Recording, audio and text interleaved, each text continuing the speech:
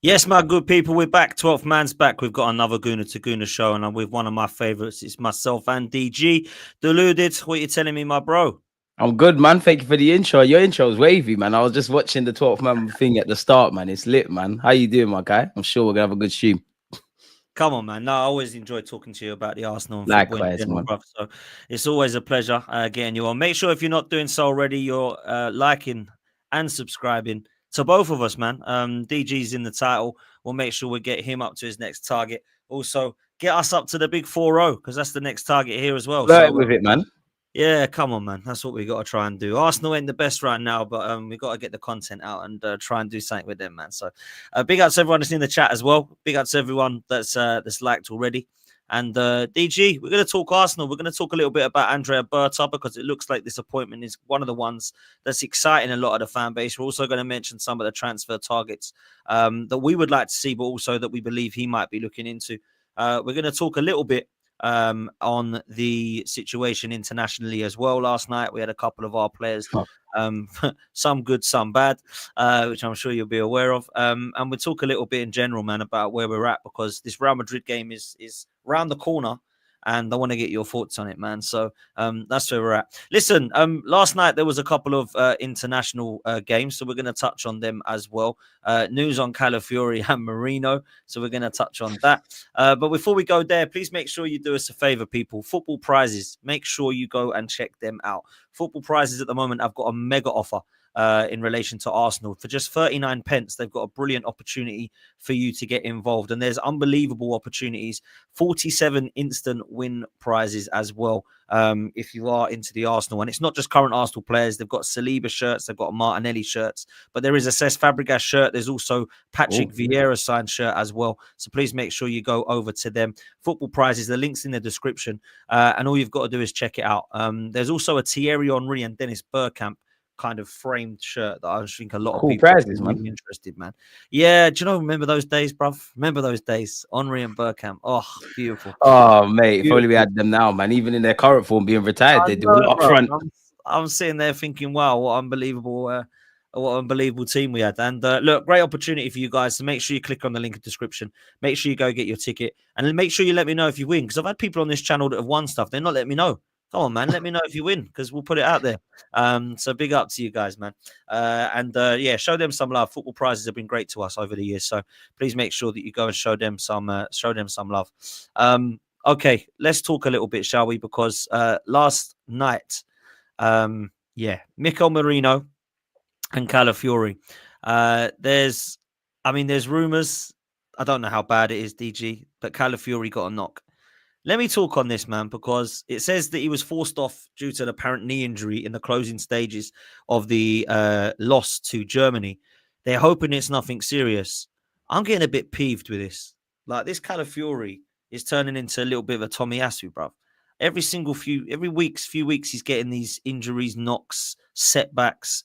Look, I don't hate on the player. He's not massively impressed me, but I am starting to get a bit pissed off with it now because every single time I'm seeing this guy get back into the team or I'm seeing this guy getting spoken about as being like almost ready to be fully fit, he's getting bloody injured again, bro. What do you make of this? Ah, Dan, it's right on brand, man. You know, international breaks and Arsenal picking up injuries. You know, this has been a horrible season in terms of injuries, and it's on brand. Like, unfortunately, with Calafiori, I've got all the time in the world for him as a player, but it's on brand with the Tomiyasus and Kieran Tierney's in that we don't buy fullbacks. We buy fullbacks that are good, but they're hardly ever available. They're hardly reliable in that regards, man. And I don't know what it is with Calafiori because it's a shame that happened in the 92nd minute. I didn't watch the game, but it happened in the 92nd minute, and it seems like it was off the ball, which again I kind of think we have to wait for, you know, diagnosis on it. But I always feel, and we've spoken about this before, when people get injured and it's not contact, I get a lot more scared. And you know that people were resurfacing kind of similar injury things with Calafiori, that he kind of got injured off the ball playing for Arsenal. So it does scare me. It is frustrating with Calafiori being injured. It's not what we need because me and you know we're at this point now where Calafiori with Mikel Marino, they're two of our best attacking outlets. So to not have him on the eve of Real Madrid and Fulham and all these games, it's not what you want to hear for already depleted squad, Dan, man. It's upsetting. No. It is It's on brand, upsetting. though. And look, I'm a fan of him on the ball. I like him at times going forward. But I've said that about Zinchenko. His positioning worries me at times. I don't quite know where he is half the time. Facts. His spatial awareness is too great. Defensively, I look at him and I think, wow, you're looking good there with your tackles. Then I look at him defensively the next game and he's a shambles all over. So I think he's a little bit erratic and a little bit rash still. And I Very understand raw. that he's young. 22, is he? Something like that. Yeah, 22 years of age. I've said it before on my platform. I think he needs to go on a defensive crash course. Like in defending, I think that's the gift. That's the best and the worst thing, Dan, in that it's like there's little bits and pieces, like just minor things he could tune out of his game to be all right. And then, yeah, man, it's like it's weird because he's in many ways he's almost not a typical Italian kind of defender. He's quite brash and clumsy in that regards, and he is good in the final third and middle third. I'll persist with him, but it does scare me. I don't know. Is there something with his boots? Is there something long term that we didn't look at? Do we need to stop buying fullbacks from Italy? Because Tomiyasu and Calafiori now, it's jarring, man. It's jarring, bro. Yeah, facts, bro. I'm with you. Big up to Hendon Guna. Love, bro. Calafiori's injury looked very innocuous, happened right at the end of the match too. Exactly. Hopefully it isn't anything massively serious, but it's just getting frustrating if I'm honest with you. But there was another game last night, the Netherlands and Spain. Obviously, it was a real good game from what I hear. And Mikel Merino came off the bench for the last 10 minutes and scored a last-minute equaliser. I think it was the 94th minute or something mad like that with the Netherlands. Goalkeeping. Was it? I didn't seen the goal. Was it a good goal? I goal? saw the highlights, man. The keeper spilt it and Marino was in the right place at the right time, which long may that continue at this moment. Well, now he's a striker, bruv. That's what it is. He's the right and place. He's doing interviews and that. Jurriën Timber was unavailable due to illness, apparently, and David Raya was an unused substitute. So they must have played Unai Simon in goal, I guess, or Simon, whatever his name is. Quickly on Marino. Turkish said something last night on Forever Arsenal, and big him up. I can't. Yeah, big up to my boy Turkish. I love him, man. I kind of agreed with him. Like, as much as I don't think he's a striker, Marino, right? Do you think we've missed Havertz massively? Because I'm not sure that we have, bruv. Now, like, don't get me wrong. I'd rather have Havertz up top than I would Marino, right? But I look at the job Marino's done. I don't think it's on him. I don't think he's a striker. He has put the ball in the back of the net on a couple of occasions. He's not really that kind of focal point and that clinical finisher that you want. But at the same time, I don't think it was like Havertz was balling out for us and I can't wait for him to get back. Do you hear what I'm saying? Yeah, man. I think it's a twofold in that in the modern day, you know, Mikel Arteta or many managers with strikers, you have to kind of do all the other things. And if you score goals, it's a bonus. You got to pull out wide, you got to drop deep, you got to work on the flick-ons. And Marino's giving it a good goal, really. He's showing that maybe we overrate Kai Havertz. Well, I don't think anyone has, but quote unquote overrate Kai Havertz's contribution. But then on the other hand, I can't lie to you, bro. Again, big up Marino, because it's nice that for him, that's had a tough start to life at Arsenal. You know, I feel the opinions on him turn heavily week in, week out. It's nice to see him score some goals and just really give, you know, everyone, even if you're harsh on Marino, you understand the man's not a striker. He's just doing a job. Whatever he does beyond that's a bonus. And where the goal scoring is concerned, long may it continue. I disagree with Turkish's point, though. I feel, well, the wider conversation is we evidently need a striker. You know, I'm sure we'll touch on Isaac and Gyökeres and this one and that one later, but I think we miss Kai, man. I think, you know, Moreno's obviously good in the air, but without Kai Havertz, we miss one of our goal scorers statistically, which is probably the problem in itself. And we miss the first and second flick-ons, really. I think we do miss Kai, but I do think it kind of a hypocritical thing. It does raise in question, maybe Kai Havertz is probably overrated within Mikel Arteta's system. Bro, I'm with you in the last bit. I'm not a Havertz hater like some are. I'm certainly not a Havertz lover. I'm in the middle. I think he can contribute. I see him as what it is kind of thing. It is what it is, 100%. And I think with him, right, moving forward, I've got no problem with Havertz being a part of this squad. No problem with that, right? I think he can come on and cause havoc. I think he can be that kind of Olivier Giroud type where you bring on those attributes and try and change the game up a different dimension. I think that's where we need to try and utilize him. I think his work rate's better than Mikel Merino. I'm not saying he's lazy, Merino, by any chance, but I think one thing you will say about Kai is that he does keep running. He is quite durable. I know that he's now injured, but he normally does give 110% in terms of what if he's running or chasing people down. I just don't know that he's as good as what perhaps we wanted. I don't see him as the 9 that's going to take us across the line. That's where I'm at, man. But look, I don't think there was any other players unless I've missed anyone. But they were the two, Marino and Calafiori. Ethan Waneri's birthday today, man. He literally turned 18. So massive happy birthday to him. There's a bit of a chat about him getting a long-term contract. Apparently, there's understanding that the proposal is up to 5 years in length. I want to talk a little bit about him and Lewis-Skelly, bruv, because Lewis-Skelly's going to be playing tonight, they reckon. I hope so. Yeah, I hope so, man. Look, I love these two. There's a brilliant bit I've just seen on Twitter of them two as youngsters, which is just phenomenal to see, man. The pair of them growing up and getting used to each other and like sort of togetherness and now breaking through. This Makes feels you a little wonder bit. what you was doing at 17, 18, really, when you see them playing for Arsenal and all these things. It's scary, fam. It's scary. The thing is, I feel like this is a little bit different to the Smith Rowe and Saka scenario, bruv. I feel like this one's a little bit more special. I feel like they have more connection. I think Saka and Smith Rowe were definitely close, but these two look like brothers, mate. And the way that they've grew up together and looked after each other is a nice feel about it. So I wanted to mention and get your thoughts on these two kids overall and what you think for Lewis-Skelly at England, because a lot of the Arsenal fans are saying, oh, I don't want him injured, don't play him. I'm kind of the little bit the opposite because I kind of feel like he deserves it. Do you know what I'm saying? There's a difference. I think Daniel bang on the money. I think he deserves it, and it's the things dreams are made of. You know, Wanyeri could probably count himself unlucky. He's not in the England kind of first team, but he's in the 21s, which is progress.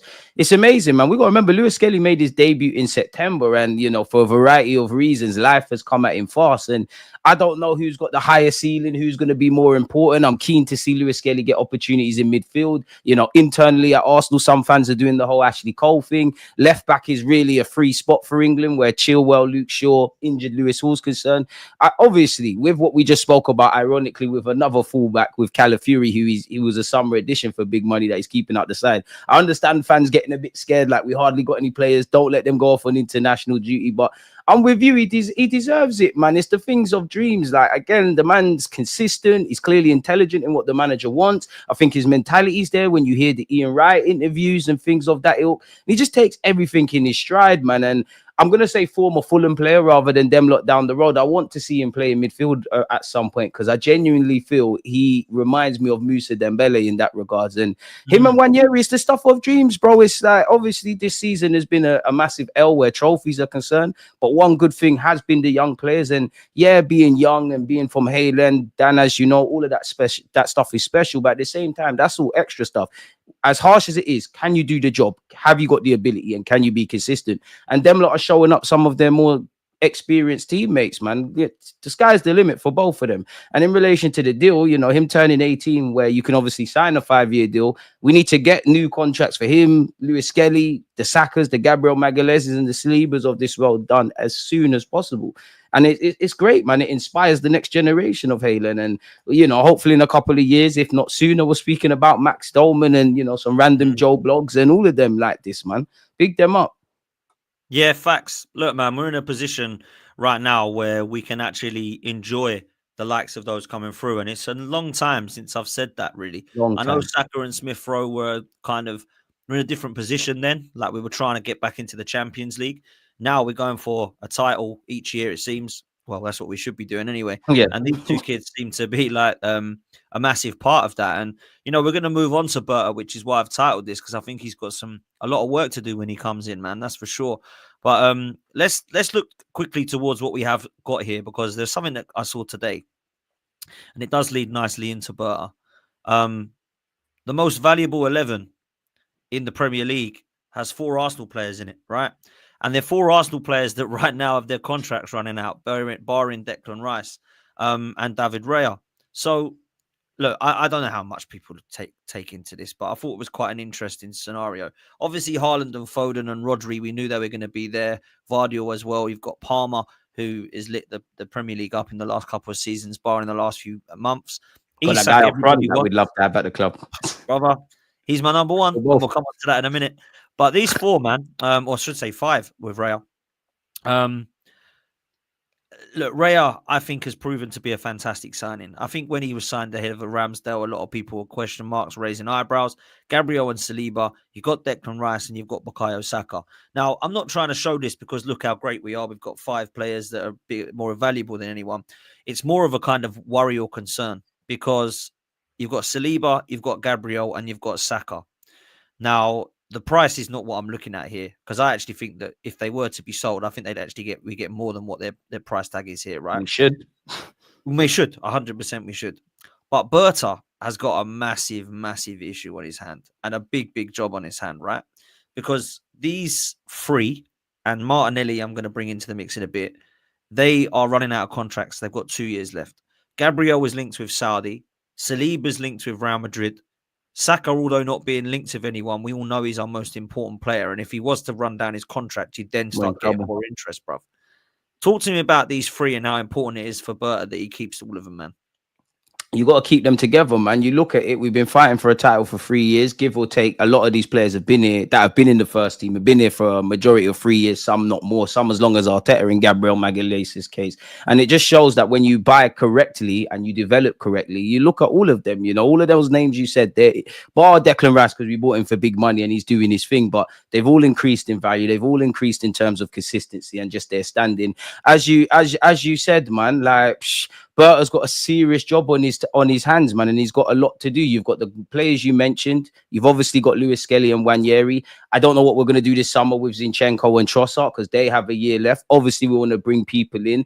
It's not the same as Liverpool, and I'm not a finance man, but where you look at us not being able to move on Gabriel Jesus, obviously you've got Kai Havertz on big money. You know, you are going to let Partey and Tini and players of them guys still here, but you've got players on big money that can't be moved on. You want to bring in an Isaac that's going to be on big money. Do we have the budget to factor in all three of those players into new deals? Now, I know it's not the same, but you look at Liverpool with their big three and some others at Liverpool speculation over their futures, but the big three.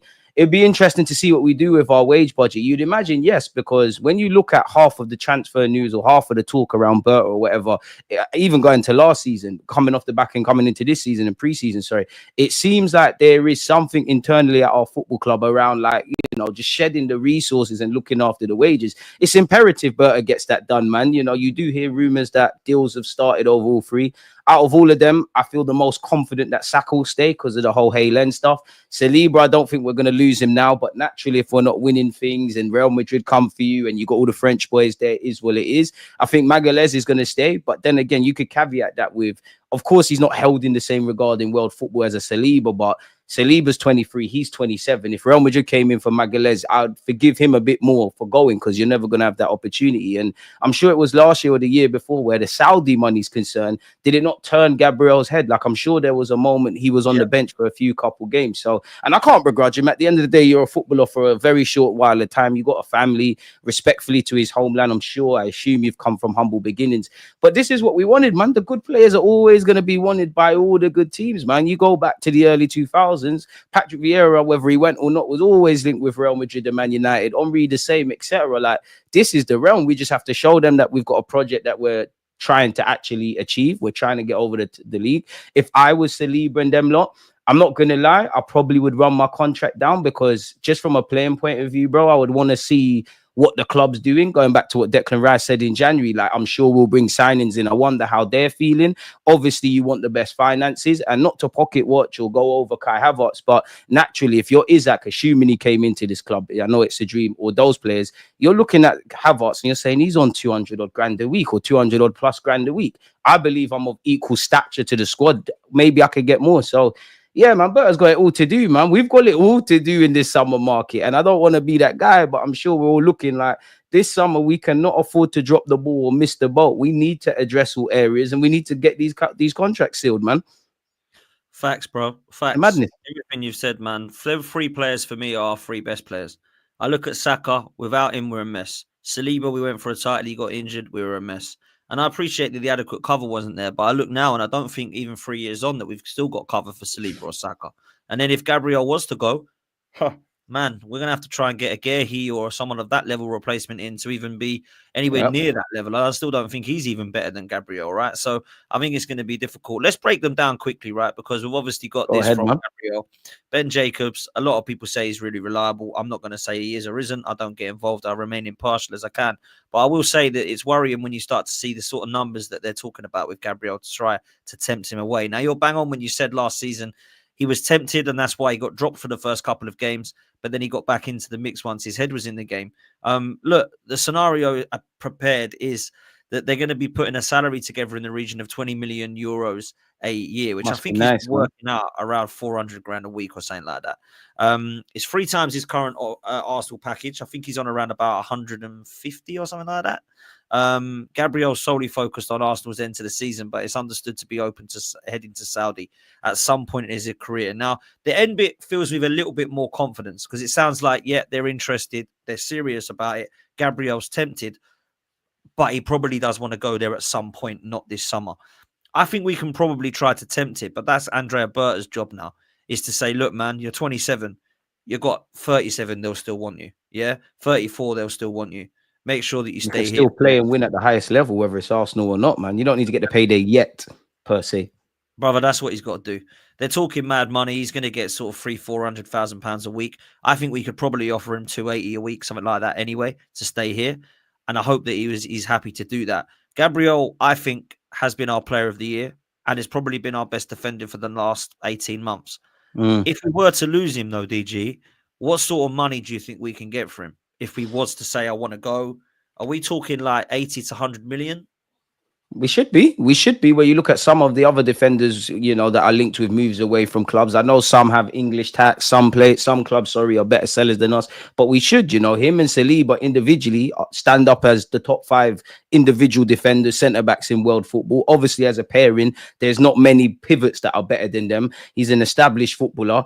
Yeah, man, we should be getting 80 to 100. And do you know what? If they bidded 100 million in the summer, I'm not saying we should do it or something that is a profit on Gabriel, but there's a serious decision to make, really. The added issue on the Gabriel thing is, I don't really care about left-footed and right-footed or left-footed centre-backs, but he's also a left-footed centre-half. So you could argue that's even a bit more niche. We're linked with Schollerbecker, who's at Dortmund. I would like Jarell Hatto, but he's 19 and was quite poor against Dortmund. So you'd have to replace that. Now, obviously, Saliba's a generational talent, higher ceiling, all of those things. But as you said there, rightly so, in the last 12 months, and especially this season, Gabriel's been our player of the season. And him and Saliba complement each other well, but he's also held Saliba's hand. So if they were to leave today, like between Saliba and Gabriel, you could argue we'd probably feel Gabriel's exit would hurt a lot more because he's kind of in his prime. I'm not saying he's gonna get worse or better, but he's 27. We've got a decision to make, man. And it all depends on what Gabriel wants, because I know where we look at Saliba, it's all Real Madrid and all of these kind of things, and for obvious reasons. But I always find myself thinking, why isn't Gabriel Magalhaes linked with these kind of moves? Because surely it's somewhat easier to tempt him because he's 27, because he might not get another chance of a Real Madrid or etc. Like Real Madrid's interest in Saliba is not going anywhere, whether he signs a new deal, runs the deal down or not. It's interesting conversations, man. But the thing that would annoy me is, as you know yourself, and we've kind of touched on it and we'll no doubt go over it, there's already holes in our squad, either in the first 11 or in the squad that we need to introduce. So I don't want to have to deal with this more. And it's all fun and games talking about making a profit, getting a record sale and that, but you'd have to replace him. Now, if you kind of follow the same logic that got us Gabriel Magalhaes, where someone can emerge in that role, then fair enough. But if you're going to go for an established name, you're probably going to have to spend 50, 60 anyway. So is it really worth it in the grand scheme of things? I want to keep them together, man. Like, when have we had a centre-back of Saliba or Gabriel's quality during the Emirates era? Much less 2 of them, much less the options we could have in the back 5, including Raya. We need to win a trophy with this back line, man. Facts. These 2 are the best I've seen at the Emirates. I know that we moved there with Toure and Gallas, and we had Toure and Vermaelen and Koscielny and Mertesacker. These guys were nowhere near this level. Like, I look at the 2 that we've got now, and it's the best I've seen in a long time. And they're the only 2 that really rival the Invincibles and the Tony Adams and Keon Bold sort of back four that we had. So we've had some stinkers, mate. Let's be real. We've had Skilaccis and Sylvestres and Senderosses. Got some garbage, man. Mustafi's, all this crap, man. So I don't want to be seeing any of those names coming anywhere near or that level, should I say. Look, we've got to try and keep them. I'll talk on Saliba quick, because Romano did say a few days ago about interest from Real Madrid, of course. Look, we know there's interest from Real Madrid. It probably won't just be Real Madrid, because he is someone that's clearly wanted. Everyone in Europe, says he doesn't expect big movements for Saliba this summer, but internally at Madrid, they're monitoring the player, and he's considered the Bellingham of defenders. It says at the same time, Arsenal has 2 years left of his contract. There's no urgency. It's not a dangerous situation, but Berta will work on a new contract for Saliba. And this is the bit that's weird. He says he wants to explain the project to him, the long-term view, ambition, and numbers of a contract. They want him to be a crucial part of the project. Now, what I find bizarre here is that we're still talking about a project, DG. Now, this process is done, bruv. I don't want to be talking about no more projects and processes. I just want this guy to stay. I don't want him to sign a long-term deal. Now, I'll ask you this question, and this probably goes for Gabriel and Saka as well, right? Do you think they hold off signing until they see what happens this summer in terms of incomings? Because if I'm Saliba, Gabriel, and Saka, I'm thinking, look, I'm happy to stay. However, I don't want no more Marinos and Sterlings coming through the door. I need to see an Isak. I need to see a Zubimendi. I need to see a Florian Wirtz. I need to see someone of the equivalent of a exciting X Factor player like a Rodrigo come through the door. Something mad like that makes me think, rah, this club's serious. Facts. That's what I would be doing. Do you think they'll do that? Do you think they'll hold off? Naturally, I think you should. If I was in their shoes, admittedly, the one that makes me of the three the most nervous is Saliba because, and it's nothing bad with Saliba. He just always talks about, and he, piggybacking off what you said with the Romano comments, he said, I want to win. And I know footballers say things and it doesn't necessarily correlate, but he said, I want to win stuff with Arsenal so the fans can remember me, all of that kind of stuff. But then equally, he always talks about how he wants to win stuff for Arsenal. He wants to win things in his career, and he wants to be recognized as one of the best centre-backs, which he is already. But to do that, you need silverware. And naturally, I'm not trying to be that guy, but where you look in the summer of last season and they were buying into the project, and you look at the players we did or didn't sign, and then you look at the whole January dynamics, I do think at the beginning of this project, considering Saliba and Saka are only 23, they're buying into it. I'm not saying they still haven't bought into it, because I still think, I haven't seen players drop their tools and things of that ilk. But naturally, Dan, you're going to wait. The longer you run down this deal, because of the things that we're talking about, the more positions of power you get. You obviously want to see what they do in the transfer market. You're obviously speaking, like at this moment in time, Saliba's probably speaking with Mbappe and all of these guys about what they've done at Madrid. It makes sense to run the deal down as far as you can, because then the club is going to have to make a decision whether we're going to cut off talks or whether they're going to be desperate. It's a bit like it's not the same, but it's like Alexis Sanchez and Mesut Ozil, how ideally we wanted to keep them both. It was too unrealistic to keep them both. Probably was best to get rid of both of them in hindsight, but we had to keep one or it sends out a bad message. So yeah, man, like, I think if I was either one or all three of them, I'm running the deal down as far as I can, especially because this time next season he'll have a year left. It's a World Cup year, and Arsenal have to make a decision, man. It's best to just wait, if I'm honest.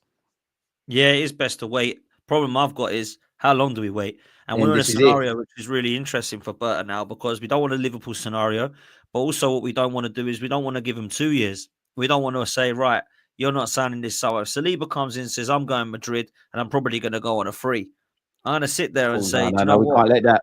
might have to sell you. Do you know what I mean? This is the thing. We've got ourselves in this scenario where we don't win trophies. Players start to question. Players start to become unsettled. Players start to become a little bit more unhappy. And this is the thing that we've got to be careful of now, is that if we go another season without being kind of anywhere near a trophy, these players are going to say, right, when are we going to do it then? Like, when are we going to do it? Because there's a lot of players and interest around. We've just seen how expensive they all are. They're all saying they're more valuable and this, that, and the third. But they're only on 2 years. So it's not like these guys have got 3-4 years left of their deal. So we have to do this big time. And Berta'S got to come in now and make that his absolute priority, man. But let's move on to Saka, because there's a rumour that he is also looking to sign a new deal. Sammy Mokbel is suggesting that is the case. He stated that they're set to open formal talks with Saka over a contract extension. The club will make securing Saka to a longer contract one of their top priorities, with the process. It's always a process expected to accelerate in not too distant future.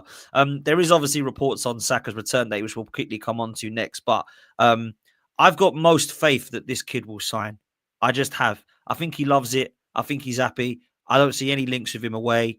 I've got more faith that he will sign than the other two. DG, what are you telling me? I'm with you with that, man. Like, again, you never know. Football's a funny old game in that there's a reality where all of them go, or Saliba and Gabriel say, I want to stay, and then Saka cuts. But I mean, he's one of the captains. He's one of our best players. He's a poster boy. Obviously, he's a London lad, a Halem boy. We always need to remember he's relatively young himself at 23, and, he's significantly more experienced than the Wanyeri or Lewis-Skelly. I'm relatively confident Saka is the one. I think out of push, out of all three of them, I think Saka's the one they'll push the ball out to keep, and nothing to do with Saliba and Gabriel. And Gabriel's definitely been scoring goals for us, but Saka's an attacker. We struggle on the best of days to bring in attackers. That's our kind of match winner. So yeah, man, I'm with you with that. I think internally, as much as they want Saliba to sign a new deal, I think even if he does, there's got to be a realization that a bit like Cesc Fabregas to Barcelona, that at some point he's going to go over there. Gabriel Magalhaes is 27, and I know once you start getting to these ages and early 30s, people look at you like you're a pensioner. But again, they have to be looking at who the long-term guy is for Gabriel Magalhaes. Saka is 23, and the biggest shame at this football club will be not getting a serious striker and a serious left winger and having a proper front three to allow Saka to keep doing what he's doing. And the occasional games that he kind of doesn't have a good game, the others thrive. And one thing that does give me confidence, and I know it's different, is that even though it feels like just the other day these lot all signed new deals, there was a point where I think Ben White, Odegaard, the three you've mentioned, we was getting new deals kind of sorted. So maybe we're kicking over into that kind of territory. But as you said at the start of this segment, Berta'S got a lot to do in terms of keeping players and bringing in talent, and how much can really get done in a matter of months. Like I'd love to wake up in early months of the summer, they sign new deals, but you'd imagine these three kind of drag on. And it all depends of which of the three, which contract did they start first? I'm not sure, man. It's an interesting one. I'm happy I'm not Berta, to be fair. Mate, it ain't easy job, man, coming into not that. Easy. Let me tell you that. And look, out of the three of them, do you think all three of them could sign? Because if they all want 300k a week, do you think Arsenal can afford that? This is the issue Liverpool have got right now. They can't actually physically afford, apparently, to put all of these three, even though they believe Trent's going, on £300,000 or £400,000 a week. And Salah's asking for a mad money. Obviously, Van Dijk wants to be, well paid.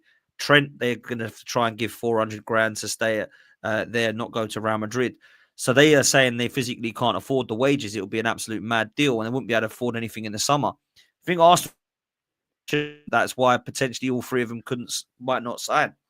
I mean, it's one where I wish I was an accountant, man, because when you look at Arsenal, apparently they have strong finances. If we want to be a big club, then you have to pay big wages. There's no way around it. You have to. But there also is a point where you have to say, do you know what, move them on? Like, the only thing I could say that goes against Van Dijk and Salah, even though for me, you put the money down and keep them, unless you can find their younger models that can do what they do, is obviously their age. These three are all in prime ages. Gabriel's definitely this prime. Saliba and Saka, it feels like they've been here forever and they're only 23.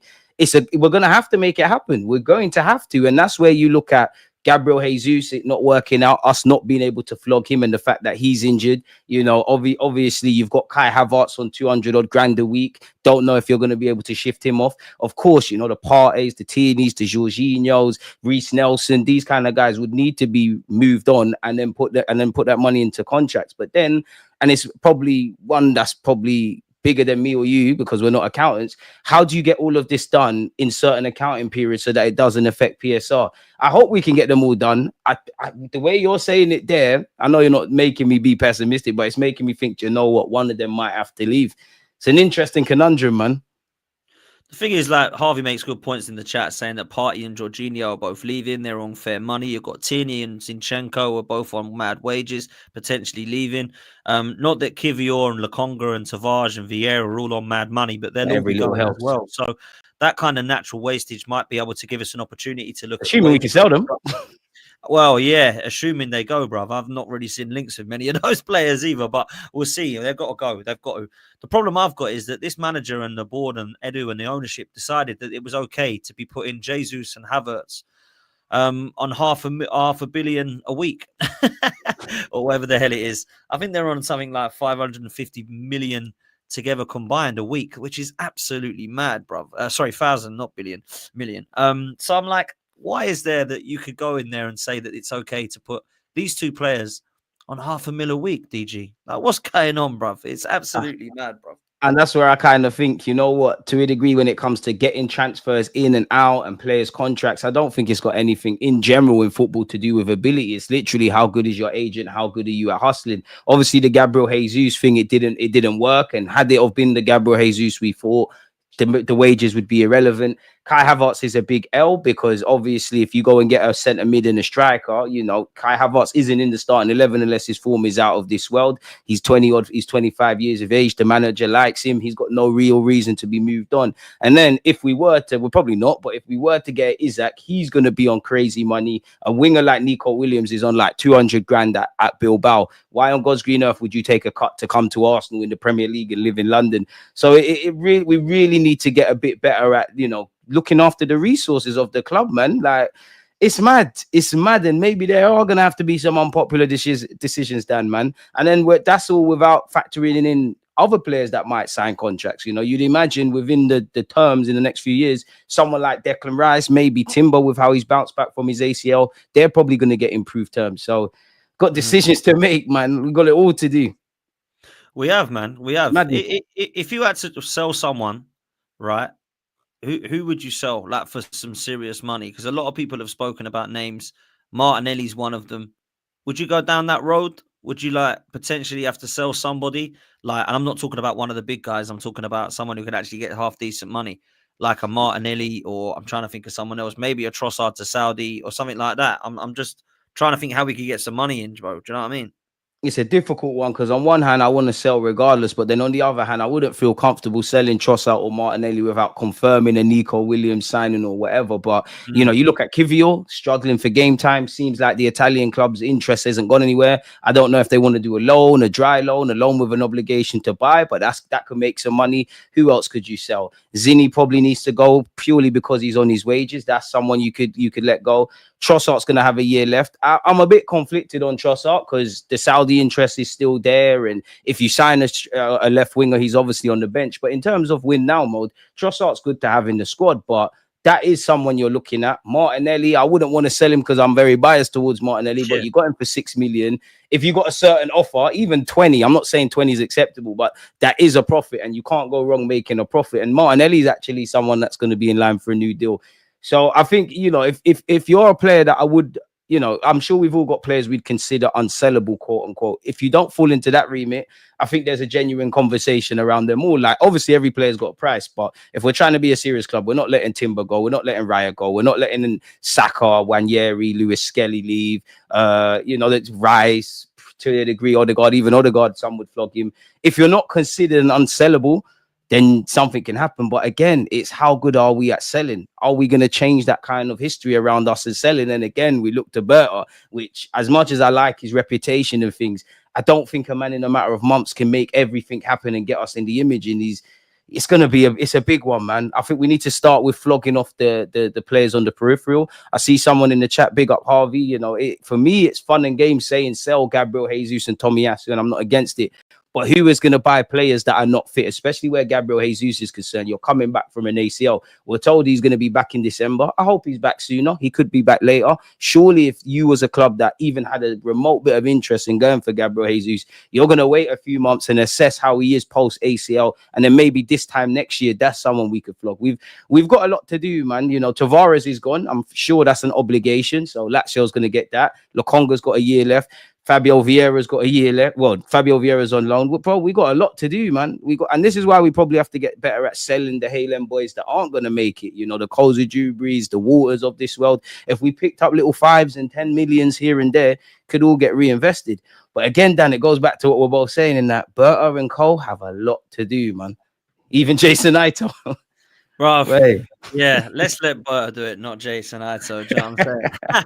But yeah, look, I'm with you. It's a big job, man. And you mentioned Trossard. I wanted to ask you a question on Trossard, but also Partey and Jorginho, because it looks like these are the next 3 that people are going to be speaking about in the summer, because Trossard's got a year left and he's already rejected a 1-year deal. You've got Jorginho and Partey who are both out of contract to the end of the season. What do you expect to happen with these 3, man? Would you sell all 3? Would you, obviously you can't sell Partey and Jorginho, you let them 2 go and sell Trossard, or would you try and hold on to any of them, bruv? If money was perfect, I think we signed that long-term partner for Declan Rice. We keep Partey in the squad. I would, you know, if you get offered something for Trossard, you can't say no in it, especially if he doesn't sign a new deal. But in terms of win now mode, if we got the attacking additions and you've got Trossard to mix and blend in the squad and be a potential match winner off the bench, we're stronger in our pursuit of immediately winning stuff. And if money wasn't a thing, of course, I want to give the big contracts to the players we referred to before. I think we need to keep Partey. Like, if we get Zubamendi, I like him, but I just wonder about like the midfield options in terms of physicality. I think Partey's gone. I think Partey, we're just going to bite the bullet. It is what it is. That's 200 odd grand a week wages that could be shaved off and redistributed. You do see some rumors we want to keep Jorginho, maybe because he's valued off the field. He knows his role and all of that kind of stuff. I'd imagine Jorginho wants to go back to Brazil. I'd imagine Partey goes wherever. Trossard, I probably am leaning towards selling him. I wouldn't force you out. The only thing that forces my hand is the contract stuff. But you're someone that's going to have an offer. Like me and you could sit here and think of all the players we want gone or are not good enough, who really, based on reports, seems like they have a market. It seems like Trossard. It seems like Kivior. Past that, we're relying on Berta to pull a rabbit out the hat, man. So yeah, if the wages wasn't a thing and Partey wanted reduced terms, which isn't going to happen because he could go Saudi and get paid, I think I'd try and get Partey on a 1 year deal plus another 1 year. But I just can't see that happening. The new contracts happening, bringing in a big striker, bringing in a big winger, bringing in a central midfielder, probably a couple of goalies. And on top of, at least for a season, still paying Gabriel Jesus' wages. And obviously you've still got Kai on decent money and a couple of others. So yeah, man, I think I think Jorginho and Partey are gone. I think Trossard's lid 50-50. I'm more leaning towards him being sold in the summer, if I'm honest, Dan. I think all three of them might go, bro. I think Jorginho has probably gone to Brazil. I think Partey's probably going to have signed by now if he's staying. And Trossard rejecting means that he's not happy and he's looking at his future. And I think if Saudi were to come in with a £35 million bid, I expect us to accept it, if I'm honest with you. Look, we paid about 26 million for Trossard. We've had him for 2 Yep. He's in his 30s now. I think it might be time to upgrade that position. That means I would keep Martinelli. I would sign him to a new contract. And then I would probably go and get somebody that upgrades Martinelli and allow Martinelli to have the competition. That's what I would do, try and get back into the side. I think Partey is a really interesting one. I would keep him for another year, but I think he'll go.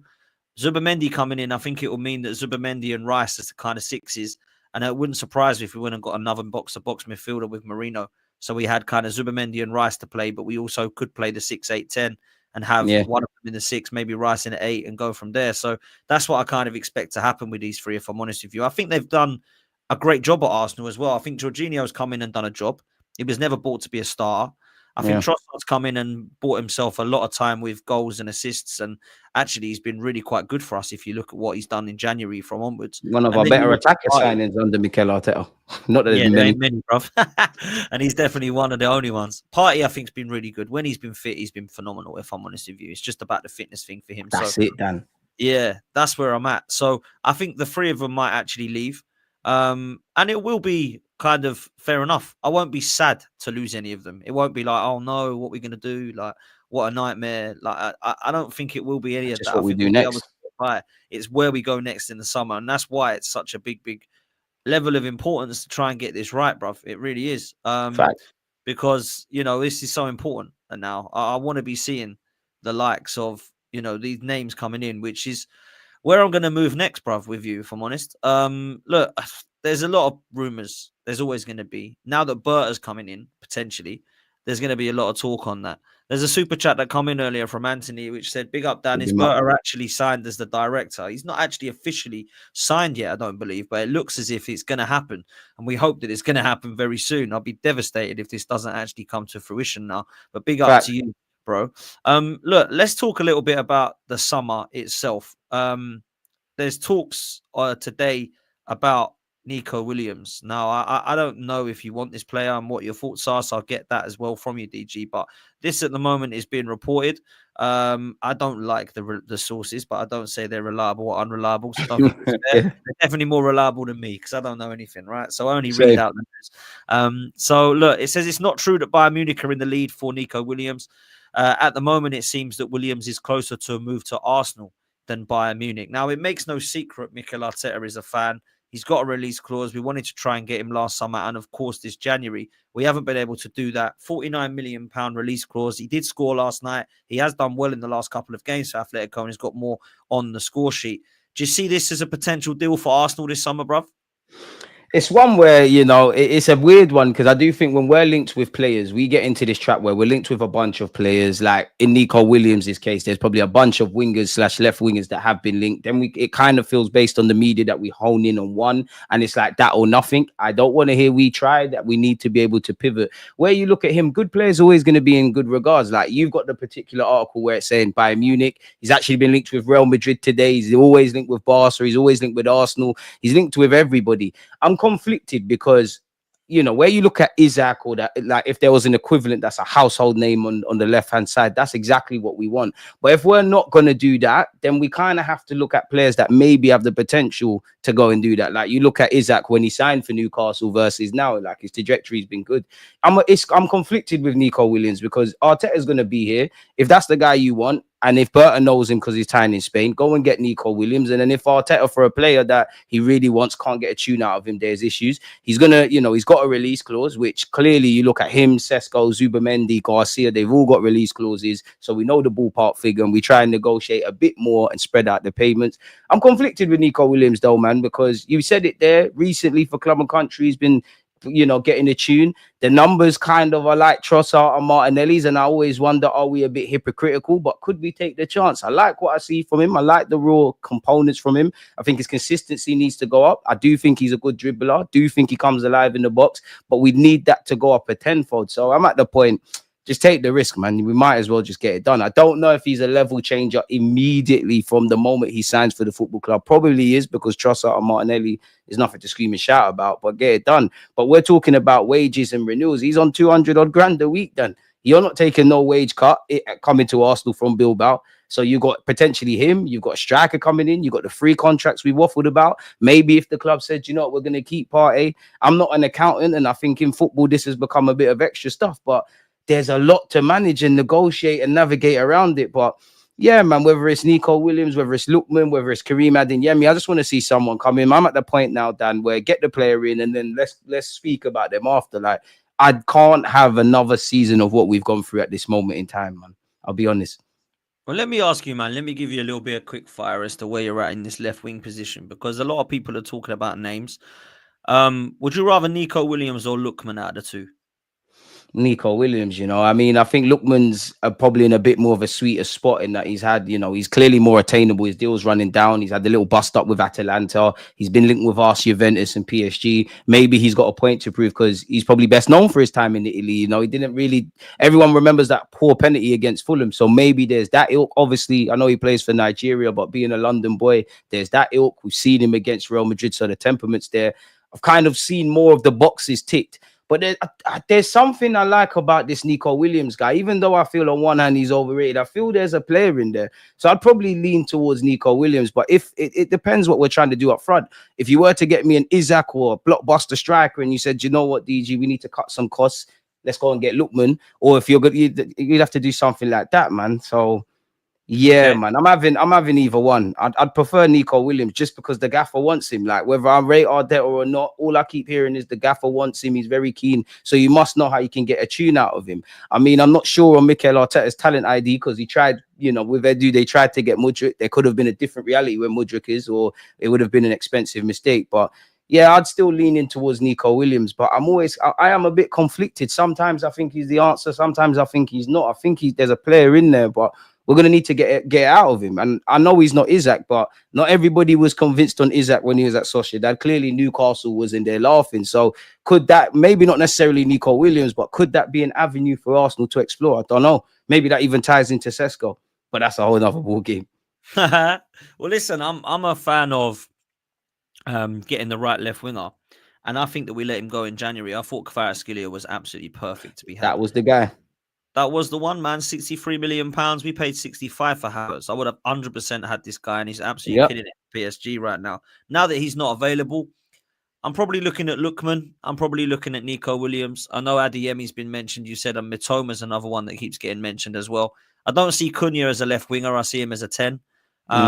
So I would probably go with Lookman or Williams out of those names, to be fair. Mitoma's an interesting one because he's Premier League proven, but they're off asking mad money, Brighton. I mean, there was They 90 rejected million. 90 million in Jan. You know what I'm saying? So that's just mad for me. He's never worth that much. So I think for price, Lookman and Williams will probably be okay. And I don't look at either of them and think, wow, that's a hell of a lot of money. Like, that's a crazy risk. I don't look at that with these two. I think that they could come in and, probably do a lot better than what Martinelli's currently doing. I look at his Clearly. stats at the moment. I think he's got 5 goals and 4 assists. Nico Williams this year, it's not amazing, but in 24 games, he's got 9 GA. I think Martinelli's similar, so it's not like he's levels, but he's clearly got a higher ceiling. He's got potential. I think he's about 21, this kid, isn't he, or 22? So it's not like he's old. So, Arteta seems obsessed with him. He absolutely loves him, and he wants him to do what he did for Spain and lit up the Euros for Arsenal. So I think we watch what happens here. I think it will be quite an interesting kind of scenario for this left wing position. And I don't know quite where his head's at in terms of,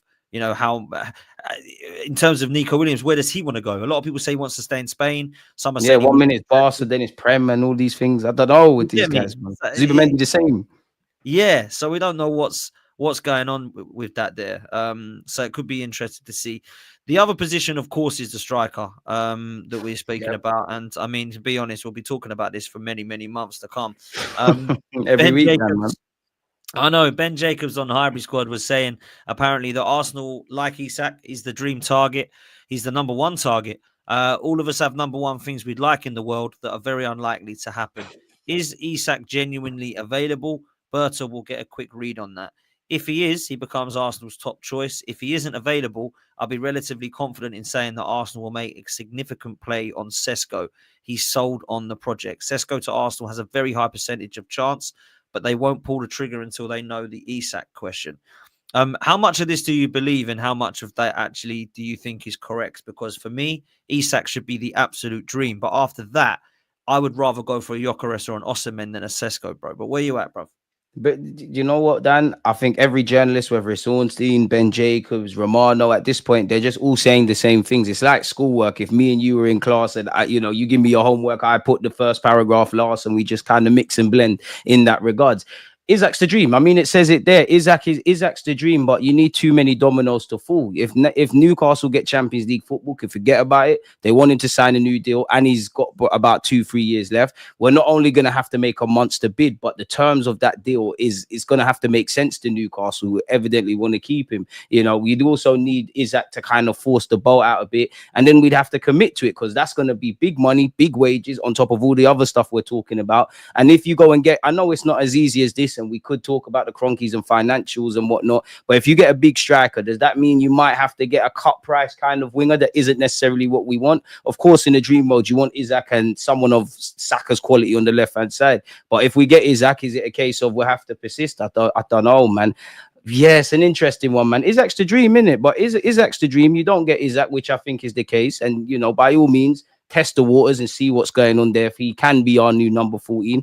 If not, you're going to have to look at other strikers. I would prefer someone like Gyökeres, who's ready to hit the ground running. But again, Sesko's a weird one. I think he's raw. I think in an ideal world, you'd want 2 strikers. You'd want your Isak, and then Sesko could be part of the mix and see if he improves. But he's another one that I just think Sesko makes too much sense for the football club. It allows them to pivot the budget in other ways. He's got the right age profile. He'll probably join and initially be a rotating striker with Kai Havertz. I don't think he's going to ruin our structure. And apparently we've done the groundwork in it. I just think it makes more sense for them to go out for Sesko than Isak. I can see what's going to happen with Isak, a bit like the Caicedo thing, in that we're going to chase him. We might have a bid. We might make a bid. It might be rejected, but ultimately we're not going to get that over the line, man. So I think Sesko's the one that comes in the football club. And I can't say, to answer this question, I'm a hypocrite because I'm saying any signing is some signing, but I won't look at Nico Williams and Sesko, and no disrespect to Saka, and think, wow, that's a great front three. But at the end of the day, if both them players do the jobs and they develop and whatnot, it's great. I'm not saying these guys are going to be great, but when Liverpool signed Salah, when they signed Firmino, when they signed Mane, when they signed Robertson, when they signed Van Dijk, not Van Dijk, Wijnaldum, nobody was raving about these players. Suddenly you get good players and whatnot, and you make it happen. No one cares. Of course, as a fan, I want to hear Isak. I want to hear stars and whatnot, because that will make me really believe next season we're really going to try and get this one over the line. But yeah, it's looking like the development signings, Dan, man. The Seskos and potentially Nico Williams of this world is what we're going to get. Well, it's a shame because that's not what would excite me. Aaron asked the Exactly. question, would Sesko and Williams be enough to excite you? No, it wouldn't. Isak's the sort of guy I want to be getting in to excite me. That's the sort of player I want to be getting in. Florian Wirtz would excite me. They're the two players that I'd be going, wow, we're serious here. But there are some loose rumours. I don't know if how much you believe. A lot of people are talking about Zubamendi, but there's rumours today suggesting that Arsenal have made a bid for Bruno Guimaraes that has apparently been rejected. 58.5 million bid to sign Bruno, but Newcastle not interested in selling. Now, I don't know how you can make a bid for someone when the window's not open. However, the source, I don't even want to try and butcher that. Look, they're not interested in selling. Now, it's more interested about the last bit than the first bit. 58 million is a joke, by the way. There's no way that they're selling it anywhere near that. He's probably going to be double that, to be fair, because he's that good. Who would you prefer, Bruno Guimaraes or Zubamendi? Because I can't lie, I'd rather Bruno G. I'd rather Bruno G, man. I think Zubamendi is a good player. I think he fits in. I can see why we want him, but Bruno Guimaraes he's a Brazilian Geordie. He understands the Prem. He's a passion merchant. I think him and Declan Rice together would be great. He can do the 6 stuff, do the 8 stuff. Probably would get sent off a lot at Arsenal Football Club because he gets away with murder at Newcastle. If it's any tonic for people, I think there's more of a chance of us signing Bruno Guimaraes than Isak. I think Bruno Guimaraes is the one they'll probably sell, but it's a dream. And like you said there, 50 odd million, they're not going to let him go for that. Like, it's not making sense. I would prefer Bruno G over Zubamendi, but it's another one that you just know it's not going to happen. A bit like Isak at Sociedad, Bruno Guimaraes is one of them that we should have got when he was at Lyon. Another one that everyone would waffle about now in the Prem, but at the time he wasn't seen as a sexy addition. But again, Newcastle have bought smartly, and look at them now. And there's probably a couple of other clubs, and to a degree we've done that with a few of our players. But yeah, I can't see Bruno G happening, man. None of them are going to happen. And then what? You would have Merino 28, 29, 30, Guimaraes on big money at 28. I can't see it happening. I really can't see it happening, man. I think we're going to do this Zubamendi thing. A bit like Sesko, it feels like there's too much of groundwork being placed into it, man. I think that's what we're going to do. And Berta'S just going to have to dot I's and cross T's, bro. Yeah, look, right now, I would like Bruno G, but I think we'll get Zubamendi. Exactly. I would like Isak, but I think we'll get Sesko. I would like a sexy winger, but I think we'll probably get Williams.